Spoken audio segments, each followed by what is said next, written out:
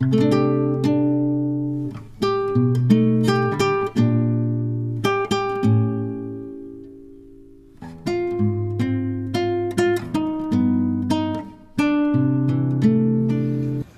mapagpalang araw po sa inyong lahat. Ngayon po ay February 23, 2026, Lunes sa unang linggo ng 40 araw na paghahanda.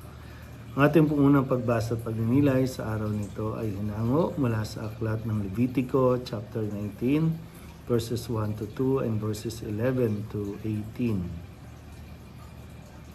Sinabi ng Panginoon kay Moises, sabihin mo sa buong kapulungan ng Israel, magpakabanal kayo sapagkat akong Panginoon ay banal. Huwag kayong magnanakaw, manlilinlang o magsisinungaling. Huwag din kayong manunumpa sa aking pangalan nang walang katotohanan pagkat iyon ay paglapastangan sa ngalan ko. Ako ang Panginoon. Huwag ninyong dadayain o pagnanakawan ng inyong kapwa. Huwag ninyong ipagpaliban ang pagbabayad sa inyong pinapagtrabaho. Huwag ninyong aapihin ang mga bingi at lalagyan ng katitisuran ang daraanan ng mga bulag. Matakot kayo sa Diyos.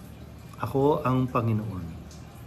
Huwag kayong hahatol ng walang katarungan upang pagbigyan ng mahirap o suyuin ang mayayaman.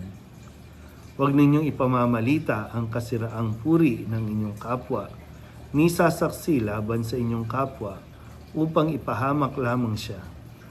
Ako ang Panginoon. Huwag kang magtatanim ng galit sa iyong kapwa. Sa halip, pangangaralan mo siya. Sa gayon, hindi ka magkakasala dahil sa kanya. Huwag kang magiiganti o magtatanim ng galit sa iyong mga kasamahan. Ibigin mo ang iyong kapwa gaya ng iyong sarili. Ako ang Panginoon. Muli po, isang mapagpalang araw sa inyo pong lahat. At unang linggo po tayo ng Kwaresma at nawa mapaghandaan po natin ang ating pong pagbabalik loob sa pamamagitan ng pagsisisi ng ating mga kasalanan at yan ay ginagawa natin sa pamamagitan ng pagkukumpisal. At maganda po na mapagnilayan natin ang ilan sa mga dapat nating suriin, no, sa ating pong mga sarili mula dito sa aklat ng Levitico, no? Kung sabi nga, no, yung mga kasalanan na nagagawa ng tao, base dito, magandang masuri kung tayo ba ay nagnakaw, tayo ba ay nanloko o nagsinungaling tungkol sa usapin ng pera, tayo ba ay gumamit ng pangalan ng Diyos, yung mga pangako ba natin ay ating tinutupad o hanggang salita lang tayo. Dahil yun din ay isang uri ng kasalanan na kumbaga inuutos ng Diyos. No? Sabi nga, huwag kang magnanakaw, huwag kang magsisinungaling, huwag kang manlilinlang. At bahagi din nito ay yung pandaraya. No? Sabi, meron ba tayong mga nadayang mga tao? Meron ba tayong mga inapi o ninakawan? Hindi lang po pera, kundi ninakawan ba natin sila ng karapatan?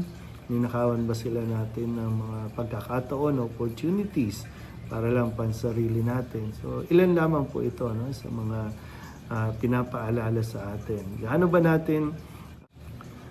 Kaya nawa ay ating mapagnilayan at muli, no, maihanda natin ating mga sarili sa loob nito ng 40 araw. Ang napakahalagang paghahanda po ang pagsisisi sa ating mga kasalanan. Muli po, isang mapagpalang araw sa inyong lahat.